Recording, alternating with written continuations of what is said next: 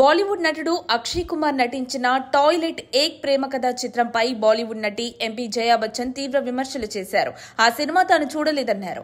ఆ cinema title ను ఉద్దేశించి మాట్లాడుతూ అదేం పేరంటూ కామెంట్స్ చేశారు. అదొక ఫ్లాప్ సినిమా అంటూ జాతీయ మీడియా నిర్వహించిన కార్యక్రమంలో వ్యాఖ్యానించారు. సినిమాలు చూసే విషయంలోనూ నేను కొన్ని పరిమితులు ఫాలో అవుతుంటా. టాయిలెట్ ఏక్ ప్రేమ కథ పేరు నాకేమాత్రం నచ్చలేదు. ఒక్కసారి ఆ టైటిల్ చూడండి. అలాంటి పేరున్న సినిమాలు చూడాలని నేనెప్పుడూ అనుకోను.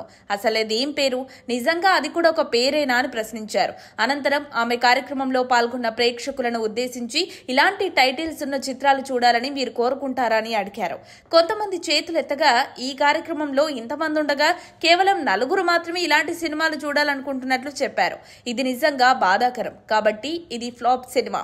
ఇప్పుడున్న రోజుల్లో రాజకీయ పార్టీలు సైతం సినిమాలు రూపొందిస్తున్నాయి. దాని గురించి మాట్లాడాలంటే ఇప్పుడు చాలా సమయం పడుతుంది. ఇది కూడా అలాంటి ప్రచార చిత్రమే అని ఆమె అభిప్రాయం వ్యక్తం చేశారు.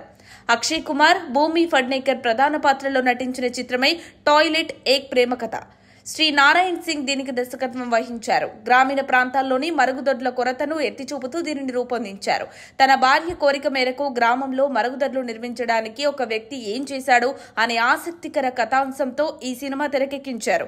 2017లో విడుదలైన ఈ చిత్రం బాక్సాఫీస్ వద్ద 300 కోట్లు వసూలు చేసి విజయాన్ని అందుకుంది. ఇక జయా బచ్చన్ తీవ్ర విమర్శల వెనుక ఖచ్చితంగా ఏదైనా బలమైన కారణం ఉండుంటుందని నమో విశ్లేషిస్తోంది.